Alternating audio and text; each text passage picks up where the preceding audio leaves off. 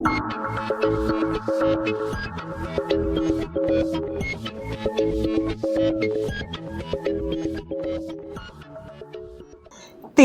दो, एक।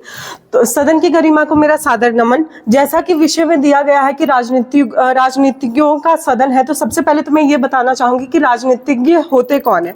तो राजनीतिज्ञ वह लोग होते हैं जो वैश्विक राजनीति का अध्ययन करते हैं, उसके अनुसार किसी भी जगह पे सत्ता किस प्रकार चलाई जाएगी, राजा का प्रजा के साथ किस प्रकार का रिश्ता होगा, क्या समाज के हित में सही है, सत्ता को चलाने के लिए कौन से तरीके सही है, उनको सबके सामने लेकर आए। फिर हम बात करते हैं सिसरो और मैकियावेली की। ये दो बहुत बड़े फिलोसफर्स हैं जिन्होंने राजनीति के भी ऊपर अपनी काफी सारी फिलोसफीज दी है। फिर हम बात करते हैं एक राजा कौन होता है। तो एक राजा वह होता है जो जिसके अंदर त्याग हो, समर्पण हो, जो अपनी प्रजा के बारे में सोचे, अपनी प्रजा को सर्वोपरि रखे, क्योंकि एक राजा के लिए उसकी प्रजा बहुत ही महत्वपूर्ण होती है। फिर हम बात करते हैं प्रेम और डर।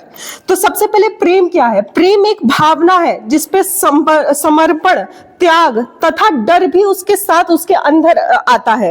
ये बताता है कि उस इंसान को हम खो ना दे। और डर क्या है? डर ये है कि डर को जबरदस्ती बनाया जाता है अपना वर्चस्व सब पर स्थापित करने के लिए। और फिर वहां स्थापना क्या है? तो स्थापना अपनी शुरुआत से इसी प्रकार किसी भी चीज को स्थापित करना मुख्य रूप से। फिर वरीयता क्या है? तो वरीयता हमारे लिए वो है जिसको हम सर्वोपरि ऊपर रखें, सबसे ऊपर उसी को प्रायोरिटी दें। अब हम विषय पे आ जाते हैं कि हम सिसरो के संदर्भ में हम सिसरो की फिलॉसफी से क्यों पक्ष में है, कि क्यों जो राजा है, राजा के लिए अपनी सत्ता को स्थापित करने के लिए प्रेम आवश्यक है। क्योंकि जो प्रेम है, राजा कभी भी कहीं का भी राजा हो, उसके लिए ये सर्वोपरि है कि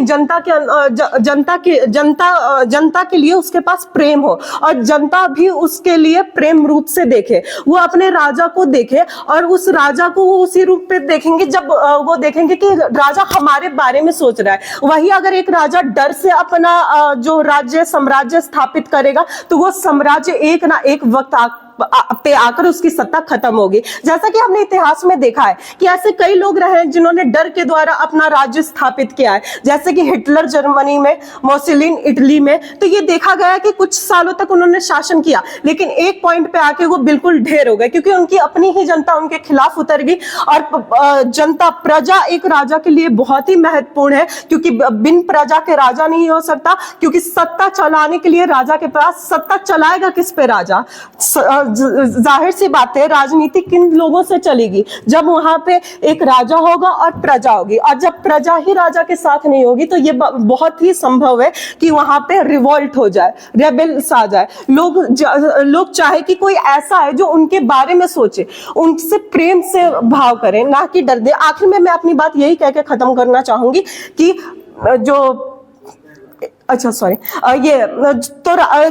हमने देखा कि जैसे प्रेम सद्भाव से जिन राज्यों का कायम हुआ, लाइक राम राज्य का उदाहरण आज के भी समय पे दिया जाता है कि राम राज्य सबसे अच्छा राज्य था, आज तक का सबसे खुशहाल साम्राज्य था। फिर वेस्टर्न की भी तरफ अगर बात कर लेते हैं, तो लाइक प्रिंसेस डायना, उनको भले क्राउन महारानी ना बनाया गया हो, परंतु वहां की जनता उनको एक महारानी की तरह मानती थी, क्योंकि उनका जो प्रेम सद्भाव था अपनी जनता को लेकर, वो अपनी जनता को जितना सर्वोपरि रखती थी, लोक कल्याण करती थी, तो वहां की प्रजा उनको ही रानी मानती थी एक तरीके से। और ये चीज हमने देखी भी उनके मरण के टाइम पे कि किस प्रकार जनता में एक दुख हुआ। और ये चीज दिखाता है कि वो जो राजा है उसके लिए जनता कितनी ज्यादा उसके तरफ है, वो कितना चाहती है कि वो हम पे राज्य करे। आखिर में मैं अपनी बात को यही कह के समाप्त करती हूँ कि किसी भी राजा के लिए अपनी सत्ता को स्थापित करने के लिए प्रेम जरूरी होता है, डर नहीं, क्योंकि डर का बनाया हुआ राज खत्म होता ही है। धन्यवाद। नेता अपने वक्तव्य हेतु आमंत्रित हैं।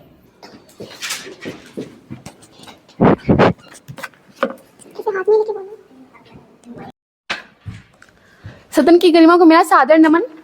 सदन का विषय है राजनीतिकों का सदन सत्ता स्थापना के लिए सिसरो के विचारों की वरीयता देगा कि विपक्ष में। सबसे पहले महोदय मेरी पक्ष की नेता आती है और बोल के जाती है कि प्रेम के अंदर ही डर होता है, और डर को फिर वो एकदम जबरदस्ती वर्चस्व स्थापित करने की चीजें बोल के जाती हैं। वो खुद ही अभी कंफ्यूज है कि आखिर डर है क्या। डर प्रेम में भी है और डर अलग से भी है, जबरदस्ती भी है और वर्चस्व स्थापित करने के लिए भी है। और आती है वो स्थापित करने की बात को बोल के जाती है कि लेकिन ये नहीं बताती कि स्थापित कुछ भी करने की, सत्ता को स्थापित करने के लिए किन चीजों की आवश्यकता होती है। महोदय जब सत्ता स्थापित होती है तो उसके लिए सबसे आवश्यक होता है कि वहां उस सत्ता में स्थायित्व हो, एकजुटता हो। जब अगर वहां पे वो स्थायित्व को पता नहीं चाहते कि किस प्रकार से वहां पे स्थायित्व आवश्यक होता है किसी भी सत्ता को इकट्ठा करने के लिए, पक्ष और विपक्ष राजा का विद्रोह करना शुरू कर देंगे। उस विद्रोह को रोकने के लिए राजा हमेशा उस डर को लेकर चलता है जो डर लोगों में सम्मान को पैदा करे, राजा के प्रति उस सम्मान को, उसके नियमों और नियमावली प्रति सम्मान पैदा करे जो एकजुटता में मदद करे और स्थायित्व में मदद करे। अगर ऐसा नहीं होता है तो जो सत्ता होगी वो कभी अच्छे से स्थापित हो ही नहीं पाएगी। सबके वैचारिक विषमता को देखा जाएगा, कैसे लोग अलग अलग सोचते हैं और अलग अलग अपनी मनमानी करते हैं। अब बात करते हैं राजनीति की, तो राजनीति के वह लोग होते हैं जो राजनीति के क्षेत्र में सक्रिय होते हैं और एक स्थायित्व एवं कर्तव्यशील साम्राज्य की परिकल्पना करते हैं, और वो चाहते हैं कि राजा जिस सत्ता की स्थापना करे उसमें स्थायित्व हो और वो एकजुटता को लेकर के चले। अब मैं बताना चाहूंगी कि जो डर से क्या तात्पर्य है। डर कई प्रकार के होते हैं, लेकिन अगर कोई राजा है और उसे अपने सत्ता का विकास करना है, उसकी भलाई के लिए कार्य करना है, तो वो ये चाहेगा कि जो वहां के जो साम्राज्य जो लोग हैं वो अपनी जिम्मेदारी समझे सत्ता के प्रति, उनके क्या कर्तव्य हैं और वो उन नियमों और नियमावली का पालन करें जो कि राजा द्वारा बनाए गए हैं उनके ही विकास के लिए। अब मेरा पहला तर्क होगा कि किस प्रकार से अगर ऐसा नहीं जो मैकियावेली ने कहा है कि राजा को अपनी सत्ता डर के माध्यम से स्थापित करनी चाहिए, अगर ऐसा नहीं होता है तो क्या होगा, ऐसा क्यों करना है, पहले मैं इस पे बात करूंगी, फिर इस पे बात करूंगी ऐसा नहीं होगा तो क्या होगा। जो डर सम्मान से आया हुआ है, राजा के लिए जो डर सम्मान से आया उससे लोग अपनी जिम्मेदारी को समझेंगे, अपने कर्तव्य को समझेंगे और ये मदद करेगा, उस साम्राज्य के विकास में मदद करेगा। अगर इस सत्ता की स्थापना डर से नहीं होती है, जैसा कि मैकियावेली ने कहा है, तो विद्रोह के चांसेस बढ़ेंगे और इससे कभी भी एकजुटता नहीं आएगी। वो एकजुटता इस प्रकार नहीं आएगी क्योंकि उनमें वैचारिक विषमता आएगी और उनका कोई लक्ष्य और गोल निर्धारित नहीं होगा कि वो किस प्रकार से उस साम्राज्य का विकास कर सके। और अब मेरा अगला तर्क है कि जो लोग हैं उनकी भी जिम्मेदारी है कि वो अपनी जिम्मेदारी को समझें और जो नियम और नियमावली बनाई गई है उसका पालन करें। अगर वो ऐसा नहीं करते हैं तो कोई भी उस साम्राज्य में देखा जाएगा कि एक वर्ग विभाजन हो जाएगा, लोग अपनी अपनी मनमानी करेंगे और कहीं ना कहीं वो बहुत ज्यादा विद्रोह में एक कहेंगे तो घी का काम करेगा। इससे अपराध भी बढ़ेंगे और लोग हमेशा अपनी मनमानी करेंगे, वो अपनी चीजों वो समझेंगे ही नहीं कि क्यों वो डर आवश्यक है उस साम्राज्य को चलाने के लिए। जो मेरी पक्षी वक्ता आती हैं वो कह के जाती हैं कि अगर डर होगा तो कहीं ना कहीं वो सत्ता खत्म हो जाएगी और रिवॉल्ट हो जाएगा। लेकिन मैं उनकी बातों को खंडन करते हुए कहना चाहूंगी कि वो डर होगा, अगर वो सम्मान से आया हुआ डर होगा तो वो साम्राज्य को विकसित करने में और मदद करेगा, ना कि वो रिवॉल्ट को शुरू कर देगा। एग्जाम्पल के लिए हम देख सकते हैं कि ऐसे बहुत सारे राजा, जैसे अगर चंद्रगुप्त मौर्य की बात करें तो कहीं ना कहीं वो उस डर को, जिस डर की हम बात कर रहे हैं, वो अपने साम्राज्य में स्थापित करते रहे और हम ये देख सकते हैं कि किस प्रकार से उनकी सत्ता कितने समय तक चली और कितना उसने लोगों को लाभान्वित किया। वो आगे बता के जाती हैं कि राम राज्य था वो खुशहाल था, तो क्या राम राज्य में कोई भी नियम और नियमों को पालन करने का डर नहीं था लोगों में? वो डर था, वो राम राज्य इस बात से खुशहाल नहीं था कि लोगों के अंदर प्रेम है और राजा लोगों जनता से प्यार करता है, वहां पे नियम और नियमावली को पालन करने का भी तर्क था। अब मैं अंत में बस यही कहना चाहूंगी कि राष्ट्र की साम्राज्य की एकजुटता के लिए मैकियावेली ने जैसा कहा है कि राजा को अपनी सत्ता डर के माध्यम से स्थापित करनी चाहिए, ये आवश्यक है। धन्यवाद। हर पक्ष के उपनेता अपने वक्तव्य हेतु आमंत्रित हैं।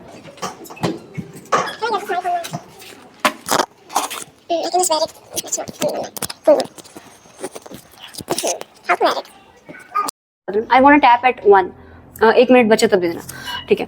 3-2-1 सदन की गरिमा को मेरा सादर नमन। तो जैसा आज का हमारा विषय है, मैं उसके पुरजोर पक्ष में बात करने वाली हूँ महोदय। तो जैसे कि हमारे पहले मैं इनके उस पे आती हूँ, इनके काउंटर्स पे आती हूँ महोदय, फिर मैं आगे अपने नेता की बातों को एक्सटेंड करूंगी। तो जैसे कि हमारी विपक्ष की नेता आकर बोल के जाती है कि डर, हमारी नेता ने कहा था कि डर, प्रेम में भी डर होता है। तो महोदय, प्रेम में डर व्याप्त होता है, क्योंकि जब आप किसी से प्रेम करते हो तो आपको उस मनुष्य को खोने का डर होता है। उसमें सम्मान भी व्याप्त होता है, क्योंकि आप उस मनुष्य का सम्मान करने लगते हो, आपके अंदर उसके लिए एक अच्छी भावना होती है। वहीं जब हम सिर्फ डर की बात करते हैं, जब किसी मनुष्य में सिर्फ डर ही डर होता है किसी के लिए, जहां प्रेम नहीं होता, वहां फिर घृणा उत्पन्न होती है, क्योंकि वो एक दुर्भावना है। जैसे कि मेरी नेता ने कहा, जब सिर्फ डर होता है वहां पर दुर्भावना होती है, जिसके कारण घृणा होती है, और जहां घृणा होती है वहां कभी प्रेम एग्जिस्ट ही नहीं कर सकता। और जैसे कि बार बार आकर कहकर जाते हैं कि जब कोई किसी से डरेगा तभी तो उसका सम्मान करेगा। महोदय, सम्मान एक आंतरिक भावना है जो कि प्रेम के द्वारा आती है। आप किसी से भी डराकर सम्मान नहीं करा सकते। जैसे हम अपने माता पिता का भी सम्मान करते हैं, तो हम इसी वजह से करते हैं क्योंकि हम उनसे प्रेम करते हैं, हम उनसे डर की वजह से उनका सम्मान नहीं करते।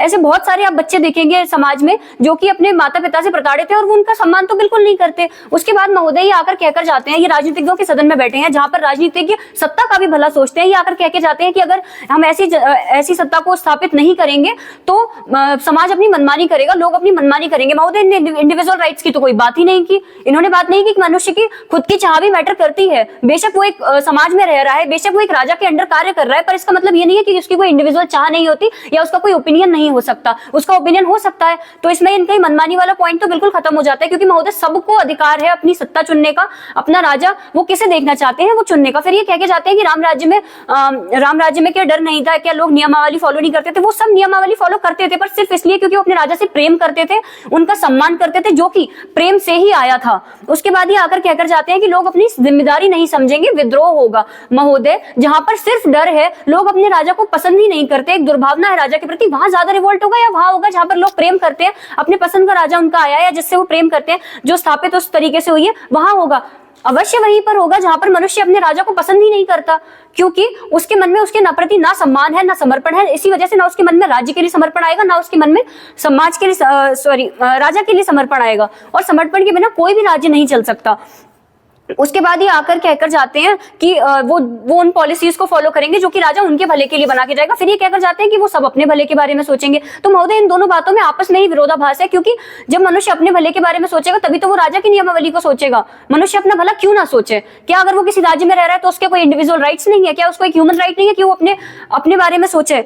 उसके बाद जैसे कि इन्होंने चंद्रगुप्त मौर्य का एग्जांपल दिया। महोदय, सब जानते हैं कि चंद्रगुप्त मौर्य को कितना पसंद किया जाता था, और इतिहास में उनके बारे में आज भी कितनी अच्छी बातें होती हैं। उनकी प्रजा उन्हें पसंद करती थी, इसीलिए वो अपना वर्चस्व प्रजा पर स्थापित कर पाए, और आज भी इतिहास में उन्हें पसंद किया जाता है। उसके बाद महोदय, मैं अपनी ही नेता की बातों को आगे बढ़ाकर कहना चाहती हूँ। इन्होंने स्थायित्व की बात की, तो महोदय स्थायित्व ऐसी जनता में ज्यादा आता है जहां पर जनता अपने राजा को पसंद करती है। जैसे कि हमने हिटलर के राज्य में भी देखा कि इवेंचुअली उनकी जो सत्ता थी वो खत्म हो गई, क्योंकि उनकी जनता उन्हें पसंद ही नहीं करती थी, उन्हें वैश्विक पटल पर कोई पसंद ही नहीं करता था। उनकी जो इन्होंने खुद ही स्थायित्व की बात की तो स्टेबिलिटी आ ही नहीं सकती, क्योंकि ऐसे राजा को जहां कोई पसंद नहीं करता, जो अपनी बातें लोगों पर थोपता है, उसके अगेंस्ट रिवॉल्ट्स होते हैं, और जब रिवॉल्ट्स होते हैं तो वो सरकार स्थायी नहीं रहती। वहीं जहां राजा प्रेम के द्वारा अपनी सत्ता को स्थापित करता है वहां पर स्थायित्व रहता है। जैसे कि राजा राम की हमने बात की, वो जब तक जीवित रहे वो राजा रहे, क्योंकि उनकी जनता उन्हें प्रेम करती थी। उनकी जो स्थापना हुई थी वो प्रेम के द्वारा हुई थी, तथा वो उस चीज को मेंटेन कर पाए आगे भी, इसीलिए उनकी सत्ता में स्थायित्व था। और हम राजनीतिज्ञों के सदन में बैठे हैं तो हम सत्ता का भी भला सोचेंगे, हम जनता का भी भला सोचेंगे, और जब हम दोनों का भला सोचेंगे तभी एक स्टेबल राज्य बन पाएगा। और महोदय, जो डर है वो भी एक प्रेम की आंतरिक भावना ही है। उसमें एक छोटा सा पार्ट आता है कि जब आप किसी से सम्मान करते हैं तो उसके प्रति आपके मन में खोने का डर होता है, और जब राजा के प्रति लोगों के मन में खोने का डर होगा तो वो ज्यादा स्थायित्व को प्रमोट करेगी। इसी बात के साथ मैं अपनी वाणी को विराम देना चाहूंगी। धन्यवाद। सदन को मेरा नमस्कार। इस विषय के विपक्ष में मेरे विचार रखने जा रही हूँ। सबसे पहले हमारे पक्ष के नेता बोल के जाती हैं कि जहां प्रेम होता है वहां डर भी होता है, और फिर वो बोलती है कि सिर्फ डर के सहारे से कोई राज्य नहीं चलाया जा सकता। तो ये कहना कि प्रेम में डर है परंतु डर के सहारे से राज्य नहीं चलाया जा सकता, ये कॉन्ट्रडिक्टरी है, क्योंकि अगर जहां पे प्रेम है वहां डर है, तो जहां डर है वहां पे लोग उसको वहां पे भी तो प्रेम आ सकता है, वहां पे भी तो समय के साथ प्रेम उत्पन्न हो सकता है।